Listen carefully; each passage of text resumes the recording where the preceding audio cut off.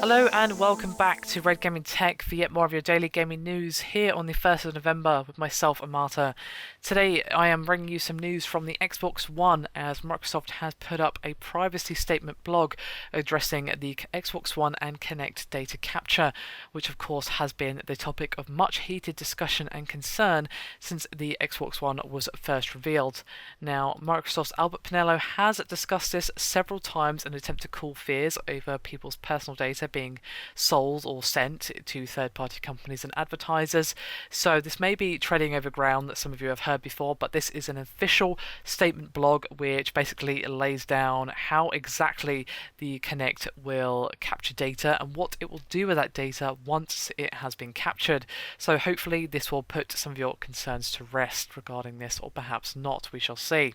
Now, the privacy statement blog, which was flagged by IGN, is rather long, but there is a nice section on the Kinect where Microsoft has written, quote, "The camera can be used to sign you in.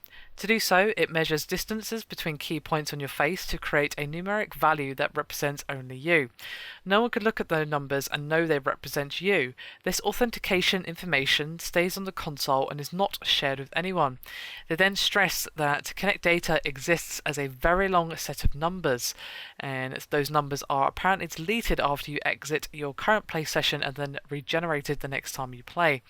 And the blog further explains, quote, "Microsoft may collect these numeric values, to enable and improve gameplay and improve the gaming experience. But again, they are, quote, destroyed after analysis is complete." And it then continues by saying, quote, "You control what happens to photographs taken during gameplay and whether voice commands are captured for analysis. You can turn Kinect off at any time. When Kinect is used with certain games and apps, your skeletal movements can be used to estimate exercise stats. You can decide how your stats are managed and whether they are shared. Some game titles may take advantage of a new Xbox capability called Expressions. This feature allows you to use your defined facial expressions to control or influence a game.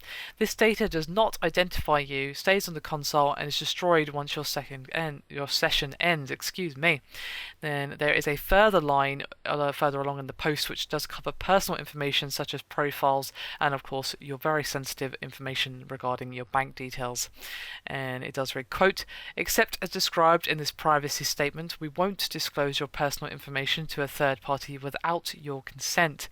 And on the topic of targeted advertising created from the Kinect's data capture, Microsoft has said, quote, "You may opt out of receiving targeted ads from Microsoft advertising by visiting our opt-out page." So there you have it. That is the final line on the Xbox One's Kinect and the data capture. Now, obviously, if you are not planning on using the Kinect for any gameplay features or so on, you can switch it off via the privacy settings on the console itself, or of course, just disconnect the device. It was, of course, essentially a part of the console at first, but that requirement has now been removed. And when it is off, it is pretty clearly explained through several statements from Microsoft higher-ups, such as, again, the one and only Albert Pinello, that when it is off, it is not doing anything, it's not collecting any data, and it's simply used for IR. So I think that some people are probably still going to have concerns, and I don't really blame them for still having concerns because, well, we're not really used to companies having access to this kind of information through our consoles. I'm not too fussed about getting targeted ads. I mean, that happens all the time.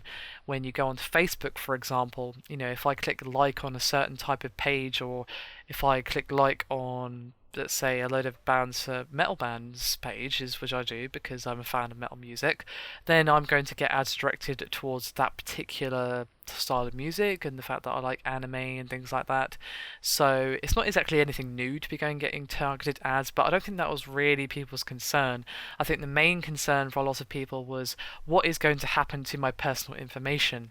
Is it going to be sold off to a third party who can then do dastardly things with my information? That's a concern that a lot of people have, but I think that this puts a lot of these issues to rest. The only thing that may put a minor niggle is that you have to opt out of these things. So when you pick up the Xbox One and you don't wish to take part in these features, do remember to turn them off because they are on by default, as you might expect. So just keep that in mind if you do still have concerns about the Kinect's data captured capabilities.